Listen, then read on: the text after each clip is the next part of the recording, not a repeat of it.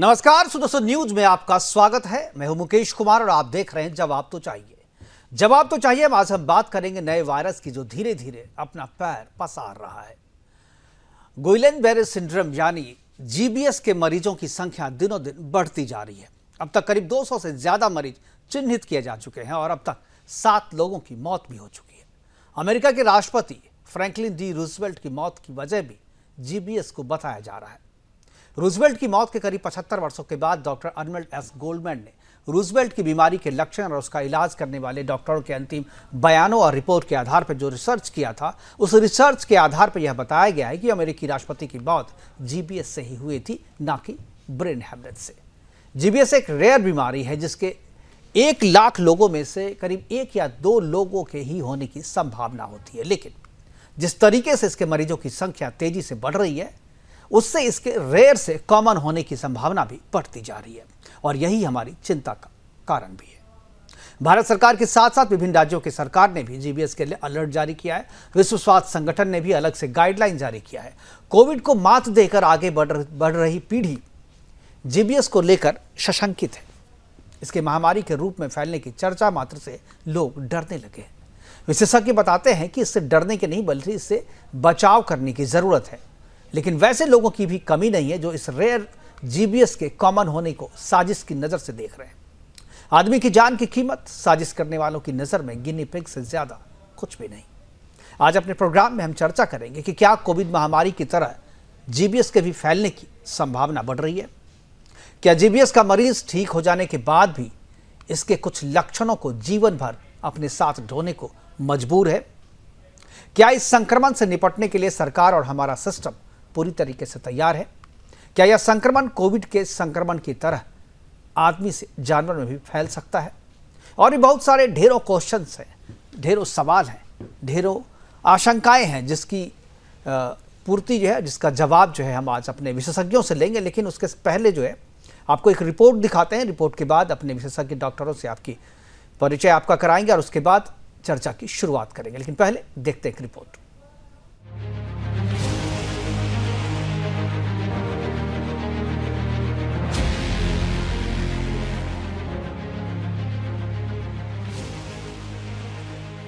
गुइलेन-बेरे syndrome एक खतरनाक और दुर्लभ नर्वस सिस्टम से जुड़ी बीमारी महाराष्ट्र में भारी तबाही मचाने की राह पर है। मरीजों की संख्या दिन प्रतिदिन बढ़ रही है। इस बीमारी के लक्षण पानी की तरह तेजी से फैल रहे हैं। बुखार, मांसपेशियों में दर्द, कमजोरी और शरीर में जकड़न। अचानक से स्थिति इतनी गंभीर हो जाती है कि लोगों को अस्पताल पहुंचने तक का समय नहीं मिलता। कई लोग मौत के मुंह में समा चुके हैं। बेशक अगर जल्द इसका इलाज न ढूंढा गया तो ये किसी विकराल आपदा का रूप ले सकती है। बता दें कि पानी के जरिए फैलने वाली यह बीमारी अब महाराष्ट्र के लिए एक भयावह संकट बन चुकी है। इसे लेकर WHO ने बताया कि ये सिंड्रोम अक्सर वायरल या बैक्टीरियल संक्रमणों जैसे फ्लू, कोविड-19 या कैंपिलोबैक्टर बैक्टीरिया के कारण हो सकता है। नेशनल इंस्टीट्यूट ऑफ वायोलॉजी NIV ने पुष्टि की है कि नांदेड़ और उसके आसपास के इलाकों में प्रदूषित पानी के कारण इस भयंकर बीमारी का शिकार लोग हो रहे हैं। पानी में कैंपिलोबैक्टर जेजुनी बैक्टीरिया पाया गया है जो इस सिंड्रोम को फैलाता है। लोगों में बेतहाशा भय पैदा हो चुका है क्योंकि यह बैक्टीरिया पानी के माध्यम से शरीर में प्रवेश करता है और नर्वस सिस्टम को नष्ट कर देता है। अब जानिए क्या है गुइलेन-बेरे सिंड्रोम। जीबीएस एक ऑटो इम्यून कंडीशन है। ये एक रेयर सिंड्रोम है। GBS immune system nerve network पर अटैक करता है। इसमें मांसपेशियां कमजोर और सुन्न पड़ सकती हैं। जीबीएस से पैरालिसिस भी हो सकता है। इम्यून सिस्टम अपनी ही नर्व्स पर अटैक कर देता है। इस कारण हाथ पैर अचानक कमजोर पड़ने लगते हैं। पुणे नगर निगम ने प्रदूषित पानी के स्रोतों को तुरंत बंद कर दिया है और 30 पानी के प्लांटों को सील कर दिया है। लेकिन ये संकट इतना गंभीर हो चुका है कि किसी भी पल हालात और बिगड़ सकते हैं। अब लोग भय और चिंता के बीच जी रहे हैं। स्वास्थ्य अधिकारियों ने चेतावनी दी है कि अगर जल्द कदम नहीं उठाए गए तो ये वायरस और भी जानलेवा हो सकता है। स्वास्थ्य विभाग ने जनता से अपील की है कि वो किसी भी तरह के लक्षण दिखने पर तुरंत डॉक्टर से संपर्क करें। बुखार, कमजोरी और पैरों में दर्द की शिकायत होने पर आपको सतर्क रहना चाहिए क्योंकि ये लक्षण गुइलेन-बेरे सिंड्रोम के हो सकते हैं। गुइलेन वेरे सिंड्रोम महाराष्ट्र में हलचल मचाए हुए है और स्थिति को काबू में करना एक बड़ी चुनौती है। सरकार और स्वास्थ्य विभाग इस वायरस के खिलाफ जंग में जुटे हैं, लेकिन इस संकट का हल निकलने में वक्त लग सकता है। लोग इस असाधारण संकट से जूझने के लिए तैयार रहें, क्योंकि इस बीमारी का भय अब पूरे राज्य में समा चुका है। Bureau report, Sudarshan news.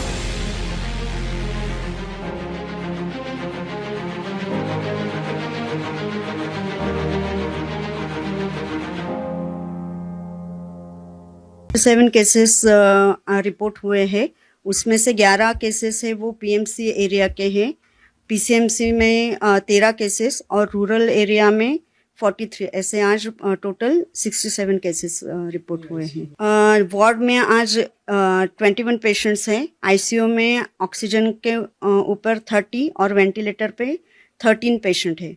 Discharge 3 patient हो गए हैं। इसमें हम सर्वे के साथ साथ वो इन्फॉर्मेशन ले रहे हैं कि तो बहुत सारी चीज़ें हैं जिसका प्रिकॉशन रखना होगा, लेकिन जिस तरीके से मरीजों की संख्या बढ़ रही है, लोगों में भय भी बढ़ता जा रहा है। और मुख्य वजह ये है कि अभी अभी ये जनरेशन, अभी अभी जो ये समाज है, कोविड-19 से उबरा ही है, लेकिन इसी बीच में जीबीएस के आने से उनकी सांसें जो है एक बार फिर से फूलने लगी। और ख़ासतौर पे जिस तरीके से कोविड के दौरान साजिश की बातें सामने आ रही थी, जीबीएस से भी साजिश की बातें भी सामने आ रही है कि इसे जानबूझकर फैलाया जा रहा है। करेंगे चर्चा, और चर्चा को आगे बढ़ाने के लिए हमारे साथ 2 विशेषज्ञ डॉक्टर हैं और एक राजनीतिक विशेषज्ञ है जो इस तरीके के मामलों पे अच्छी समझ रखता है।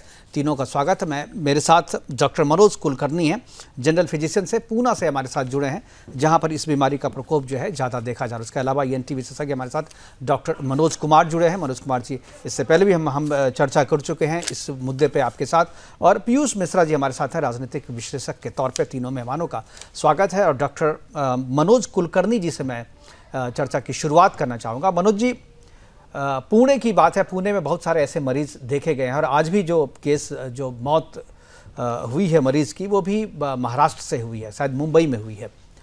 जो लक्षण है, इस पर हम लोगों ने पहले भी चर्चा करी है। लोग कह रहे थे कि जैसे आप जैसे डॉक्टर और थे, डॉक्टर मनोज कुमार भी हमारे साथ थे, कि ये उतना डेंजरस नहीं है और इसमें मरीज की मौत जो है नहीं होती है। लेकिन अब जिस तरीके से मरीज मरते जा रहे हैं और मरने वालों की संख्या बढ़ते जा रही है, संक्रमण भी तेजी से फैल रहा है, क्या आपको लगता है कि कोविड से जितना भय था लोगों में, अब उसी तरीके से लोग डरने लगे? क्या ये डर आपको लगता है कि ये सही का डर है, या इससे डरने की जरूरत नहीं है, बचाव करने की जरूरत है?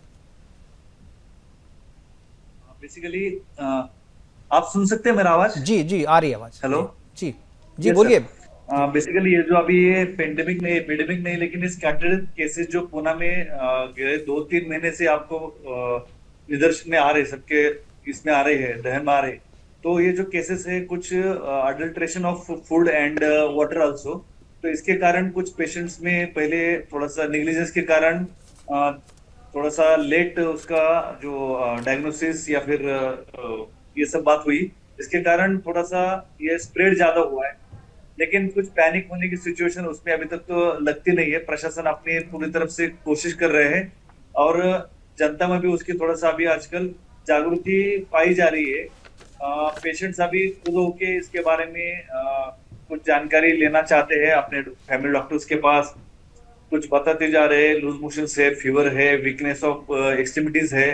तो मुझे लगता है कि अभी सिस्टम जरा थोड़ा सा अलर्ट मोड पे है।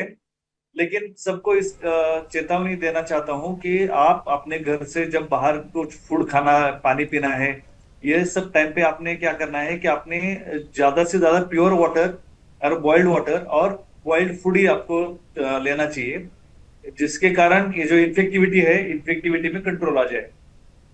बिल्कुल, ये प्रिकॉशन रखने जरूरी है। डॉक्टर मनोज जी के पास चलेंगे। मनोज जी, एक कह रहे हैं कि जिस तरह से कोविड में एक वैक्सीन आई थी और वैक्सीन के बाद से लोगों को लगा नहीं अब कोविड से हम पूरी तरीके से सुरक्षित हो गए, लेकिन उसके बाद भी जो है बहुत सारे रिएक्शंस देखने को हम लोग को मिल रहे हैं। बहुत सारे लोगों में हार्ट अटैक और कार्डियो पेशेंट की संख्या बढ़ी है और बच्चों में भी जो है इस तरीके की संख्या और इस तरीके के केसेस हम लोग देख रहे हैं। बहुत सारी खबरें हमारे पास आती है कि 10 वर्ष की बच्ची थी, स्कूल जा रही थी, रास्ते में से हार्ट अटैक हो गया। लोग कह रहे हैं कि ये कोविड के जो वैक्सीन जिन लोगों ने लिया था उसके कारण भी ये हो रहा है। हालांकि आधिकारिक तौर पर इसके बारे में कुछ नहीं कहा जा रहा है।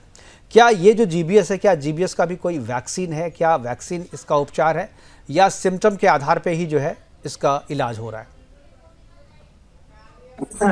नहीं, अभी जी मनोज जी, मनोज कुमार जी से मैं पूछ रहा हूँ जी। हाँ सर।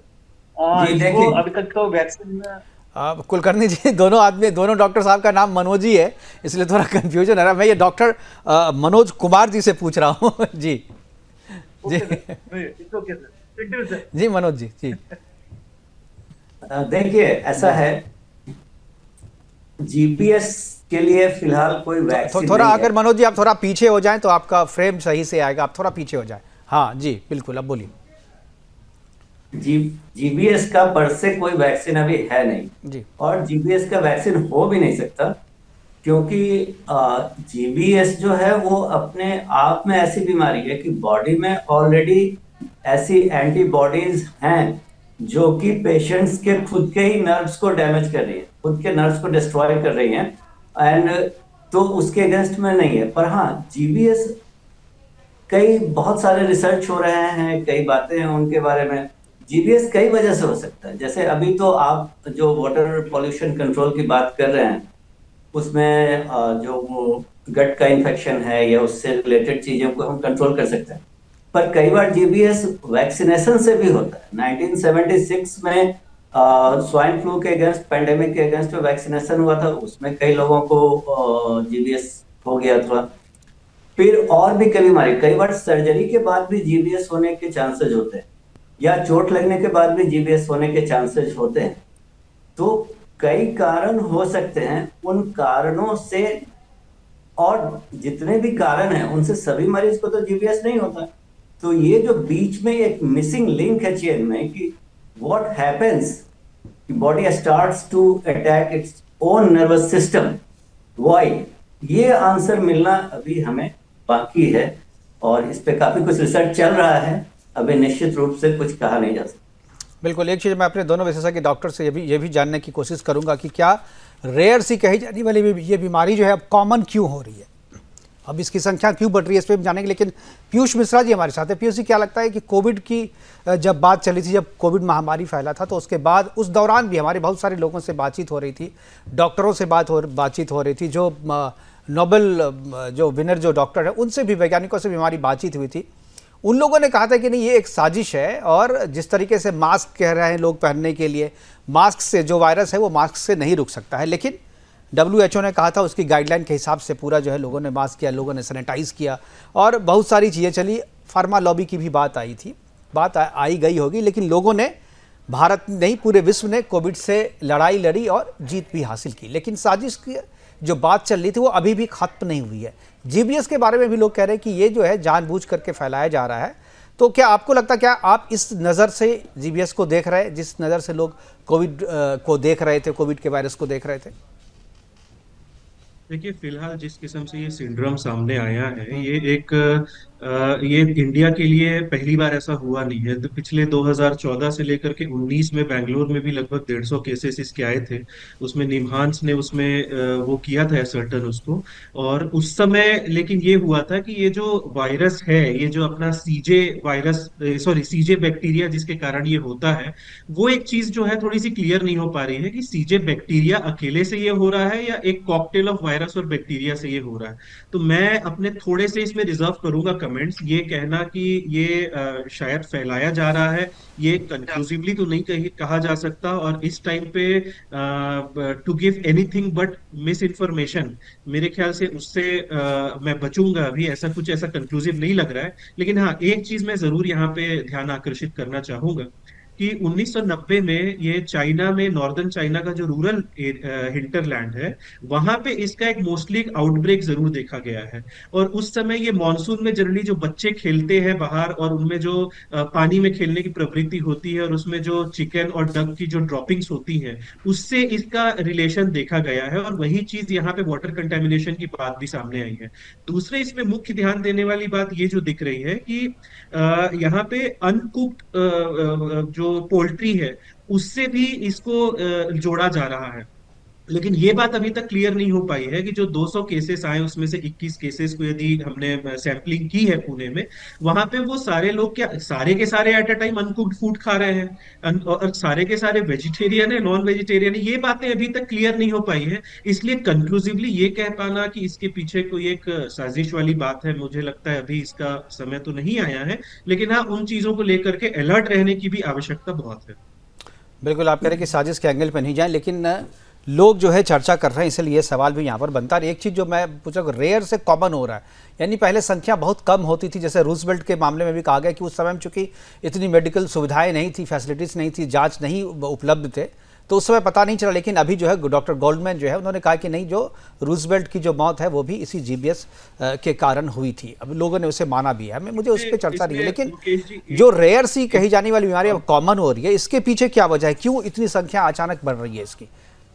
इसमें बस एक चीज में मुकेश जी, मैं एक और बोलना चाहूंगा कि इसमें ये जो आउटब्रेक हमारे यहाँ 200 केसेस आए हैं, वो इनफैक्ट अभी जो है सेकंड हाईएस्ट आउटब्रेक जरूर है। इसके पहले पेरू में जो 2019 का आउटब्रेक आया था, वहां पे 700 केसेस करीबन आए थे और फेटेलिटीज भी कुछ हुई थी। तो उस इंदेशे से देखा जाए तो ये बात आपकी बिल्कुल वाजिब है कि रेयर से ये कॉमन हो रहा है। और हमारे यहाँ अब हो सकता है पर लाख पॉपुलेशन के हिसाब से हम बहुत हाई हैं, वो भी एक बहुत बड़ा रीजन इसका हो सकता है। हालांकि ये नॉन कम्युनिकेबल डिसीज है जहां तक मैं जानता हूं। Non communicable disease. मैं डॉक्टर कुलकर्णी से इसी पे चाहूँगा टिप्पणी लेना कि ये रेयर से कॉमन क्यों हो रहा है, क्या वजह है कि इसकी संख्या बढ़ रही है? क्या केवल संक्रमण ही इसकी एक वजह है या और भी कोई दूसरी वजह हो सकती है? नहीं, आपने जो सवाल किया वो बहुत सही है। रेयर से कॉमन क्यों होते जा रहा है, इसके मैं थोड़ा सा 2 रीजन बोल सकता हूँ। क्योंकि थोड़ा सा आजकल ये जो आफ्टर कोविड आपका जो इम्यूनिटी पावर है थोड़ा सा उसमें कॉम्प्रोमाइज हो गए हम लोग एज पर सोसाइटी। एंड हमारा जो आजकल इम्यूनो कॉम्प्रोमाइज और हेल्थ अवेयरनेस, जो डायग्नोस्टिक टेस्ट और हेल्थ अवेयरनेस जो बढ़ रहा है, इसके कारण पेशेंट जो थोड़ा सा बहुत लेट डॉक्टर के पास आते थे, तो अभी हेल्थ अवेयरनेस के कारण थोड़ा बहुत भी उनको ये सिम्टम्स की अंदेशा हो जाता है कि हम लोग को वीकनेस है, कुछ लूज मोशन होके गए हैं, फीवर आके गया है, तो तुरंत फैमिली डॉक्टर के पास जाने के बाद, और ये डॉक्टर लोग भी आजकल अपडेटेड रहते हैं, इसके कारण इजीली डायग्नोसिस जल्दी हो जाता है। एंड इसके कारण थोड़ा सा मीडिया भी उसके साथ सतर्क है। इसके लिए हम लोग के पेशेंट नोटिफाई होते जा रहे हैं, और इसीलिए हमको ऐसा लगता है कि इट्स रेयर से कॉमन होते जा रहा है। पहले थोड़ा सा डिलेड डायग्नोसिस होता था, इसके कारण तो पेशेंट ज्यादा हम लोग को याद दिखते नहीं थे, सामने आते नहीं थे। ओके। और ये थोड़ा सा आफ्टर कोविड इम्यूनो कॉम्प्रोमाइजेशन ज्यादा बढ़ने के कारण मुझे ऐसा लगता है कि जो इम्यूनिटी पावर पेशेंट्स में और सोसाइटी में है, उसके कारण भी थोड़े केसेस ज्यादा उसका स्प्रेड बढ़ते जा रहा है। बिल्कुल, इसका इलाज तो उपलब्ध है ना? इलाज के बारे में तो कुछ नहीं कैसा, जैसा कि कोविड के बारे में शुरू में कहते कि नहीं भाई इसका इलाज ही उपलब्ध नहीं है, और रेमडेसिविर के लिए तो यहाँ ब्लैक में होने लगा था, मारामारी होने लगी थी। डॉक्टर मनोज कुमार जी। देखिए, GBS का एज सच GBS का इलाज नहीं। आप ये कहेंगे कि हाँ, सपोर्टिव ट्रीटमेंट पेशेंट्स को देते हैं, उसमें मल्टी स्पेशलिटीज इन्वॉल्व होती है। मान लीजिए कार्डियोलॉजिस्ट है, कोई वेंटिलेटर पर है लंबे टाइम तक, तो हमें फिर सर्जरी के लिए बुलाया जाता है, ट्रैक्टोस्टोमी वगैरह करने के लिए। तो ये सारी सपोर्टिव ट्रीटमेंट है। GBS के लिए एक जो थोड़ी सी कारगर ट्रीटमेंट है वो है प्लाज्मा फेरेसिस। इसमें क्या करते हैं, पेशेंट का ब्लड निकाल के सेल्स को वापस डाल देते हैं और प्लाज्मा फिर अपने आप ही जो है रिप्लेस हो जाता है। तो प्लाज्मा फेरेसिस से कुछ जो है वो फायदा होता है मरीजों को।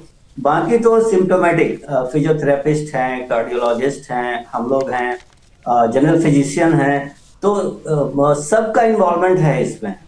एक पेशेंट जो गुलेन-बेरी सिंड्रोम का होता है, उसको कंप्लीट रिकवरी करने में 6 महीने भी लग सकते हैं, 1 साल भी लग सकते हैं। कई बार कुछ पेशेंट्स तो रिकवर कर भी नहीं पाते 100%। कुछ लोगों का अनफॉर्चुनेटली उसमें डेथ भी हो जाता है। तो एज सच आप कहेंगे कि गुलेन-बेरी सिंड्रोम का पर्टिकुलर ट्रीटमेंट तो ऐसा स्पेसिफिक ट्रीटमेंट नहीं है। डिफरेंट मोड्स ऑफ ट्रीटमेंट हम इस्तेमाल करते हैं इन द होप। तो क्या ये भी माना जाए कि जिनको लक्षण शुरू में दिखा, लक्षण के आधार पे उसका ट्रीटमेंट हुआ, लेकिन ठीक होने के बाद भी उसके कुछ लक्षण या उसके कुछ जो अवयव है वो उसमें रह जाता है और वह पूरे जीवन भर उसके साथ में रहता है? ये सबके साथ ऐसा नहीं होता, उसको हम लोग बोलते हैं रेसिडुअल पैल्सी। कुछ लोगों के साथ जो है वो रेसिडुअल पैल्सी रह जाती है, कंप्लीट रिकवरी नहीं हो पाती, लेकिन ऐसा सबके साथ नहीं होता। कई लोगों का कंप्लीट रिकवरी भी हो जाता है। मोस्ट ऑफ द पेशेंट्स का कंप्लीट रिकवरी हो जाता है, टाइम टेकिंग है पर हो जाता है। बिल्कुल। पीयूष जी, क्या आपको लगता है कि WHO, जी मनोज जी कुछ बोलना चाहते हैं? इसमें मैं एक बात और जोड़ना चाहूंगा जी। कि अभी जो हम गुलेन-बारी सिंड्रोम के सिम्टम्स देख रहे हैं पेशेंट्स में, तो अभी हम अगर water and food hygiene maintain कर रहे हैं, दैट इज वेरी गुड। पर ये इन्फेक्शन जिन लोगों में गुलेन-बारी सिंड्रोम अब पता चल रहा है, उनमें ये इन्फेक्शन कम से कम 4 to 6 वीक्स पहले हुआ होगा। बिल्कुल। अगर हम सीजे बैक्टीरिया की बात भी करें तो इमीडिएट नहीं होता जीबीएस को डेवलप करने में 4 to 6 वीक्स का टाइम लगता है आफ्टर एनी इन्फेक्शन, बैक्टीरियल और वायरल और एनी सर्जरी और एनी ट्रॉमा। तो ये ध्यान रखने वाली बात है। अभी हम मेंटेन करें वाटर और फूड सैनिटेशन एंड हाइजीन, तो that is a very good thing. But जिन लोगों को हो रहा है उनको 4 से 6 हफ्ते पहले इन्फेक्शन हुआ, ऐसा मेरा मानना है। बिल्कुल, 4 से 6 हफ्ते पहले अगर इन्फेक्शन हुआ है और उस इन्फेक्शन के बाद व्यक्ति या मरीज जो है बिल्कुल सामान्य रहता है, आपके हिसाब से 6 हफ्ते के बाद उसके लक्षण बाहर दिखने लगते हैं? हाँ, वो जो बीच का इंटरवीनिंग पीरियड है उसमें पेशेंट्स को बहुत ज्यादा प्रॉब्लम आती नहीं। ओके, तो मतलब एक तरीके से कहें जब आप बिल्कुल फंस जाते हैं तब आपके लक्षण सामने आते हैं, तो इसमें तो रिस्क ज्यादा है। इस तरह से आप इसको रख सकते हैं। जो पहले मैंने पूरी तरीके से जाल बिछाता है, जाल में पूरी तरीके से जब फंस जाता है व्यक्ति, उसके बाद लोगों को पता चलता है कि ये फंस चुका है, तो अब उसको निकालने की प्रक्रिया जब वो जटिल हो जाती है, डेफिनेटली जब आदमी फंस जाएगा पूरी तरीके से तो निकालना तो मुश्किल हो ही जाएगा। जी। मैं पीयूष जी के पास जाना चाहूँगा। पीयूष जी, क्या WHO की जो भूमिका होनी चाहिए इस तरीके के मामलों में, क्या आपको लगता है कि WHO जो है वो भूमिका निभा रहा है? खासतौर पे जब अमेरिका अपने आप को WHO से अलग कर रहा है या अलग करने की घोषणा कर चुका है, क्या आपको लगता है कि इस तरीके के बीमारी पे रिसर्च पे जो R&D पे जो खर्च होना चाहिए, जो बजट होना चाहिए, वो भी इफेक्टेड होगा कहीं ना कहीं, और WHO की भूमिका कहीं ना कहीं संदिग्ध है, वैसा ही जैसा कि कोविड के मामले में उसकी भूमिका पर सवाल उठे थे? देखिए, WHO जो है बहुत हद तक जिस पर्पस के लिए बनाई गई थी उस पर्पस को पिछले कोविड में उसने बहुत लेट एक्टिवेट हुई, और उतने लेट एक्टिवेट होने के कारण वो आउटब्रेक जो है वो ओवरवेल्म होके बियॉन्ड चाइना चला गया था। ये बात सबको विदित है। दूसरा, अभी जो जैसे ये जीबीएस है, जीबीएस एक सिंड्रोम होने के कारण इसके मल्टीपल सिम्टम्स हो सकते हैं। कोई एक टिपिकल एक यूनिक कारण नहीं है जो एक ये डिसीज के तौर पे कहा जाए, ये एक सिंड्रोम है। तो इसमें बहुत जरूरी है कि कुछ रिसर्चेस, जैसे आपने राइटली मेंशन किया, WHO को अंडरटेक करने चाहिए कि भाई जैसे क्या एपिडेमिक लिंकेजेस इसके हो सकते हैं, जीका वायरस आउटब्रेक से या जो अपना कोविड का जो आउटब्रेक हुआ था उससे इसका कोई एक रिलेशन हो सकता है क्या। उसके बाद अभी जो HKU5 का जो चाइना में निकल के आ रहा है, उन वायरसेस से इसका कोई रिलेटेड हो सकता है क्या। ये लिंकेजेस हमें बढ़ाने की जरूरत है। साथ में अवेयरनेस कैंपेन जिस तरीके से doctors on the panel already कह रहे हैं, उसको एक कैटलाइज करने की आवश्यकता है। और इसके साथ ही ये भी बहुत जरूरी है कि अभी जो आफ्टर इफेक्ट्स है कोविड के, उसके कारण भी ये हो रहा है क्या, इसको भी समझने की बहुत जरूरत है। क्योंकि अभी तक के ये कंक्लूसिवली समझा ही नहीं जा पाया है कि ये सिर्फ एक बैक्टीरिया से हो रहा है जो सीजे बैक्टीरिया है, या किसी न किसी वायरस के कारण भी हो रहा है। क्योंकि कुछ जगह आउटब्रेक जो है उसका कारण जीका वायरस बताया गया है। तो इन सब चीजों में रिसर्च की बहुत ज्यादा आवश्यकता है। मुझे लगता है जिस तरीके से हम इंडस्ट्री 4.0 की बात करते हैं, हम एक नए सेंचुरी की बात करते हैं, तो WHO को आगे आके एक असर्टिवली काम करने की तो बहुत ज्यादा आवश्यकता है। क्योंकि नई किस्म के चैलेंजेस अब मेडिकल क्षेत्र में भी आ गया है, जहां पे WHO जो है वो घुटने टेके पाया जाता है। बिल्कुल, ये बड़ा गंभीर मसला है। और एक चीज़ मैं अपने दोनों डॉक्टरों से जानना चाहूँगा कि क्या ये इन्फेक्शन जो है ये मैन टू मैन फैलता है या मैन से एनिमल में भी फैल सकता है? क्या जो लोग अपने यहाँ पेट्स रखते हैं, पालतू जानवर रखते हैं, क्या उनसे भी फैलने की दिक्कत है? क्योंकि कुछ केसेज अभी मैं रिसर्च कर रहा था, हमारी रिसर्च टीम ने बताया कि ये जो है जानवरों से भी फैल सकता है और जानवरों में, आदमी से जानवरों में भी जा सकता है। डॉक्टर कुलकर्णी, मैं उसके बाद मनोज जी आपके पास आऊँगा। जी डॉक्टर कुलकर्णी।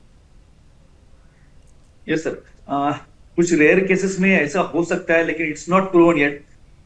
ज्यादा से करके वो कैम्फिलोबैक्टर जो है उससे ही होता है, और वायरसेस के कारण जो होता है।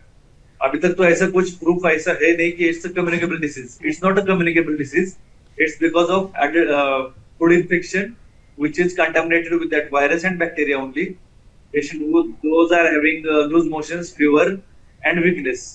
Those only can have this type of symptoms.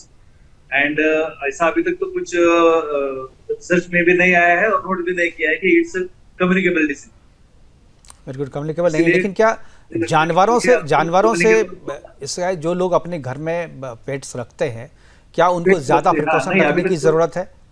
Doctor Manoj Kumar ji. हाँ, प्रिकॉशन तो रखना जरूरी है, डेफिनेटली प्रिकॉशन रखना डेफिनेटली जरूरी है। जी जी जी मनोज जी। ऐसा है कि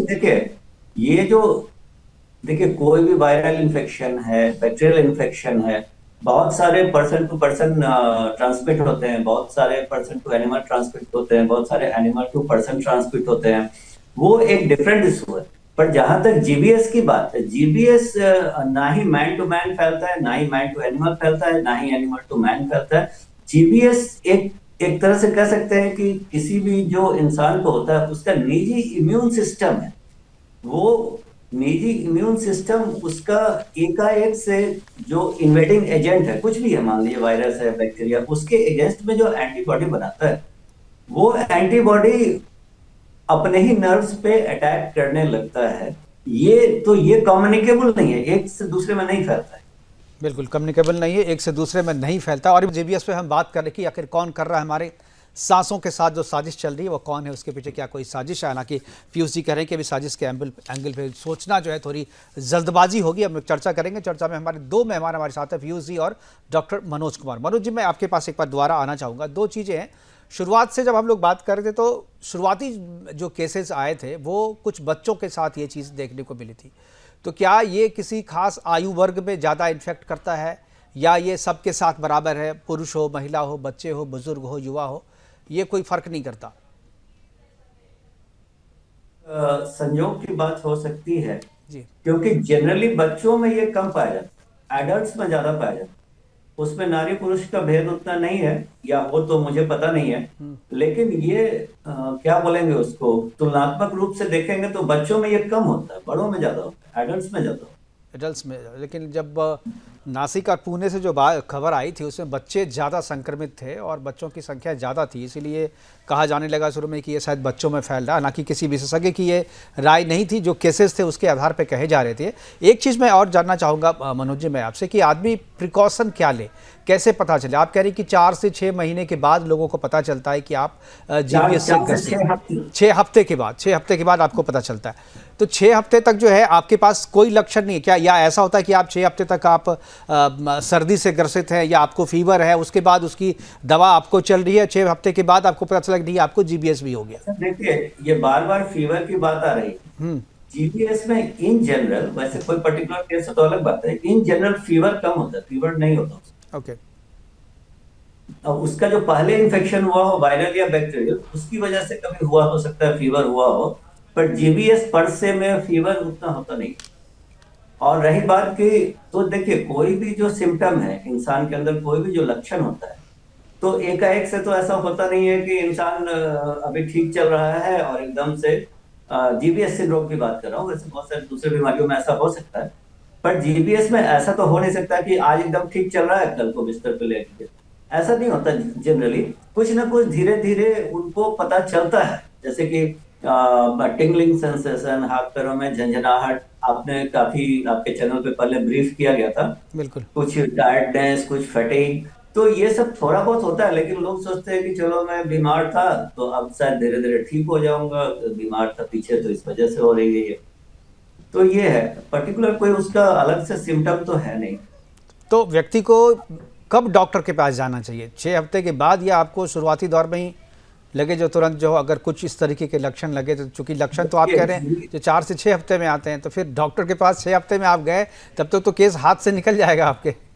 देखिए, मैं शुरू से मेरा ये मानना है, डॉक्टर कुलकर्णी मुस्कुरा रहे हैं, मैं आपके पास भी आऊंगा यही सवाल को लेकर के। जी, मेरे लोगों से जब भी मेरी बात होती है सबको मैं यही बताता हूँ, हमारे यहाँ एक बड़ी दिक्कत है, सारी दवाइयाँ ओवर द काउंटर अवेलेबल हैं और कोई भी पेशेंट जाकर के काउंटर से कोई भी दवा खरीद के खाना शुरू कर देता है। बीमारी चाहे कोई भी हो, हमारे यहाँ अवेयरनेस चाहे कितना भी बढ़ गया है, लेकिन पेशेंट अपना इलाज करने से बाज नहीं।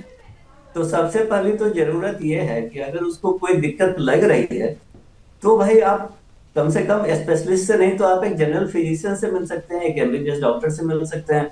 तो कभी भी अपने शरीर के जो आपकी दिक्कतें हैं उनको नजरअंदाज नहीं करना चाहिए और खुद से आप अपना इलाज ना शुरू कर दें, क्योंकि पेशेंट को पता नहीं होता उसको हो क्या रहा है। डॉक्टर के पास जाएंगे, जल्दी इलाज शुरू होगा तो जल्दी ठीक होने के चांसेस होंगे। बिल्कुल, मतलब इलाज आपको खुद से नहीं करना। अगर कोई भी आपको तकलीफें छोटी हो या बड़ी हो, आप डॉक्टर से कंसल्ट कीजिए। क्यों doctor Kulkarni?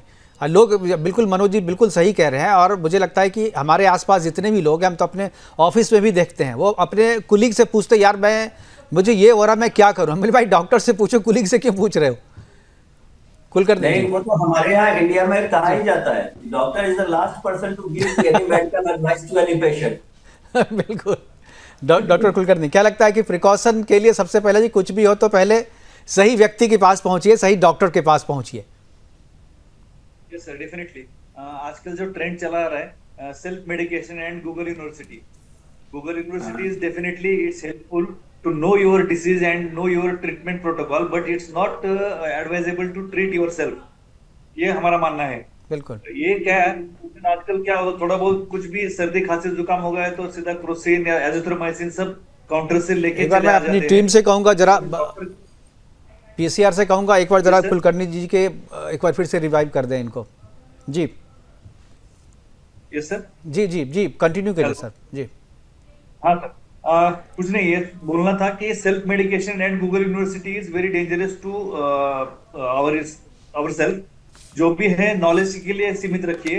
Self medication and treatment is not useful and advisable for your self. It's not good for your health also. Basically आपके फैमिली डॉक्टर के पास जो भी है आपके पास तुरंत अवेलेबल है, उनके पास से आप अपना ट्रीटमेंट जारी कर सकते हैं। इसका मतलब ऐसा नहीं है कि आप कुछ भी हो जाए तो घर पे बैठे रहो। सेल्फ मेडिकेशन करने के बजाय आपके अपने डॉक्टर्स के पास जाके जो भी है आपका इलाज आप डॉक्टर के सलाह के द्वारा ही लीजिए। क्योंकि ये जो जीबीएस के लक्षण है, जैसे डॉक्टर मनोज कुमार जी ने बताया कि 3 से 6 हफ्ते तक उसका सिम्टम्स नोटिफाई होना टाइम लेता है। इसके कारण डायग्नोसिस के लिए थोड़ा टाइम लगता है।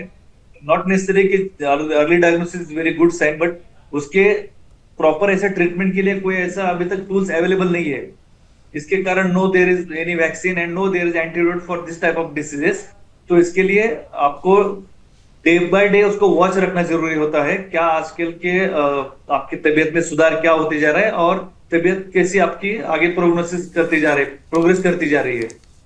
इसके बाद ही हम आपको वॉच करते रहेंगे और आपको आगे जाके एडवाइस करते रहेंगे।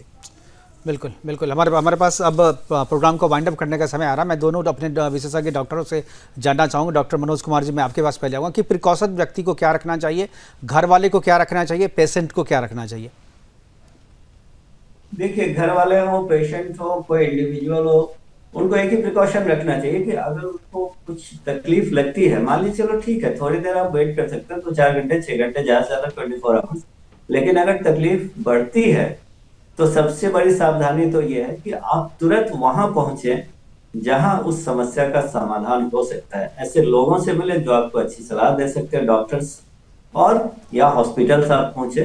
घर में बैठ करके खुद से इलाज करेंगे तो बड़ी मुश्किल है। बिल्कुल बिल्कुल, डॉक्टर के पास जाइए। डॉक्टर कुलकर्णी, और क्या प्रिकॉशन रखना चाहिए? क्या जिस तरीके से मास्क और सैनिटाइज वगैरह जो है लोग एडवाइस कर रहे हैं कि इसमें मास्क लगा के चलें, सैनिटाइज कर रहे हैं अपने आप को, क्या ये जरूरी है अभी के स्टेज में, जैसा कोविड में लोग कह रहे ये थे? तो आजकल का this is the actually a good habit है। After covid we have to follow this type of habits only. आपको कहीं जाके कौन सा वायरस कब जाके अटैक करेगा, because of high density population and all, तो आपको ये mask and sanitization, cleanliness of your hands and all, ये तो आपको करना ही करना है। लेकिन बाहर का जो आउटसाइड फूड है, जहां देखो आप क्वालिटी फूड होना चाहिए, प्रॉपर बॉईल किया होना चाहिए, या तो आप अवॉइड करो बाहर का फूड और पानी बॉइल्ड ही रखो। जितना आप अपना प्रिकॉशंस करोगे बीमार नहीं पड़ोगे तब तक बिल्कुल, जाके प्रिकॉशन इज आपको बेटर देन क्योर, कि आप पहले जो है बचाव कर लें, वही आपका सही उपचार है। हमारे साथ जुड़ने के लिए डॉक्टर कुलकर्णी जी आपका, डॉक्टर मनोज कुमार जी आपका और पीयूष मिश्रा जी आपका बहुत बहुत धन्यवाद। इतनी महत्वपूर्ण चर्चा में आपने अपनी बात हमारे दर्शकों के साथ साझा की। कौन कर रहा है हमारी सांसों से साजिश, इस पर हमने आज चर्चा की। विशेषज्ञ डॉक्टरों ने कहा कि ये जो GBS है, इससे बचाव ही इसका सही उपचार है, इसलिए प्रिकॉशन रखिए, ध्यान रखिए और अपना इलाज खुद शुरू मत कीजिए। जब भी कोई सिम्टम लगे आपको, सीधे डॉक्टर के पास जाइए, तभी इसका सही इलाज पाएगा। अभी के लिए इतना ही, अभी के लिए दीजिए इजाजत। लेकिन अभी जाइएगा कहीं नहीं, क्योंकि तुरंत अभी जो है प्रधानमंत्री मोदी पहुंच चुके हैं असम, और असम से हम सीधा रोड शो जो हो रहा है वहां आपको लिए चलते हैं। असम के गुवाहाटी में प्रधानमंत्री मोदी का रोड शो के बाद वो क्या संबोधन दे रहे हैं, एक बार सीधे लिए चलते हैं गुवाहाटी आपको। इसके पहले मैं 2023 में जब असम आया था, तब 11,000 से ज्यादा लोगों ने एक साथ बिहू डांस करके रिकॉर्ड बनाया था। और वो दृश्य मैं तो कभी भूल ही नहीं सकता हूं, लेकिन जिन्होंने टीवी पे देखा था ना, वो भी मुझे बार बार याद कराते हैं। अब आज फिर से एक बार मैं वैसे ही दृश्य का, अद्भुत प्रस्तुति का इंतजार कर रहा हूं। मैं इस सांस्कृतिक आयोजन के लिए असम सरकार को और ऊर्जावान मुख्यमंत्री हेमंत बिश्व शर्मा जी को बधाई देता हूं। आज असम के चाह जनगोष्ठी आरो आदिवासी मानुषेर संगे असम केर एकटा गबोर दिन लागे। यही दिनटे सोबाई के शुभेच्छा जाना थी। साथियों, इस तरह के भव्य आयोजनों से असम का गौरव तो जुड़ा ही है, इसमें भारत की महान विविधता भी दिखाई देती है। और अभी मुझे बताया गया कि 60 से भी ज्यादा दुनिया के अलग अलग देशों के राजदूत भी असम को अनुभव करने के लिए यहां मौजूद है। एक समय था जब देश में असम और पूर्वोत्तर के विकास की भी उपेक्षा हुई और यहां की संस्कृति को भी नजरअंदाज किया गया। लेकिन अब पूर्वोत्तर की संस्कृति का ब्रांड एम्बेसडर खुद मोदी ही बन चुका है।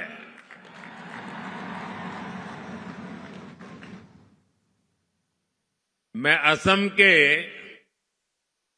काजीरंगा में रुकने वाला, दुनिया को उसकी जैव विविधता के बारे में बताने वाला पहला प्रधानमंत्री हूं। और अभी हेमंत दा ने जिसका वर्णन किया और आप सबने खड़े होकर के धन्यवाद प्रस्ताव दिया, हमने कुछ ही महीने पहले असमिया को शास्त्रीय भाषा का दर्जा भी दिया है। असम के लोग अपनी भाषा के इस सम्मान का इंतजार दशकों से कर रहे थे। इसी तरह चराई देव मोईदाम को यूनेस्को वर्ल्ड हेरिटेज में भी शामिल कराया गया है। इसमें भी भाजपा सरकार के प्रयासों की बड़ी भूमिका रही है। साथियों, असम के गौरव वीर सपूत लसित बोरफुकन, जिन्होंने मुगलों से लोहा लेकर असम की संस्कृति और पहचान की रक्षा की थी, हमने उनके 400वें जन्म दिवस को इतने व्यापक स्तर पर मनाया। गणतंत्र दिवस में लसित बोरफुकन की झांकी भी शामिल हुई थी और देश भर के लोगों ने उनको नमन किया था। यहां असम में उनकी 125 फुट की कांस्य प्रतिमा भी बनाई गई है। इसी तरह आदिवासी समाज की विरासत को सेलिब्रेट करने के लिए हमने जनजातीय गौरव दिवस मनाने की शुरुआत भी की है। और असम के राज्यपाल तो स्वयं ही हमारे लक्ष्मण प्रसाद जी आदिवासी समाज के संतान हैं और आज अपने पुरुषार्थ यहां पहुंचे हुए हैं। देश में जनजातीय समाज के जो नायक नायिकाएं रहे हैं, उनके योगदान को अमर बनाने के लिए आदिवासी म्यूजियम भी बनाए जा रहे हैं। साथियों, भाजपा सरकार असम का विकास भी कर रही है और यहां के टी ट्राइब की सेवा भी कर रही है। बागान कर्मियों की आय बढ़े, इस दिशा में असम टी कॉरपोरेशन के कामगारों के लिए बोनस की घोषणा भी की गई है। खासकर बागानों में काम करने वाली हमारी बहनें, हमारी बेटियां गर्भावस्था में उनके सामने आय का संकट पैदा हो जाता था। आज ऐसी करीब 1.5 लाख महिलाओं को गर्भावस्था में 15,000 रुपये की सहायता दी जा रही है ताकि उन्हें खर्च की चिंता न रहे। हमारे इन परिवारों के अच्छे स्वास्थ्य के लिए असम सरकार चाय बागानों में 350 से ज्यादा आयुष्मान आरोग्य मंदिर भी खोल रही है। टी ट्राइब के बच्चों के लिए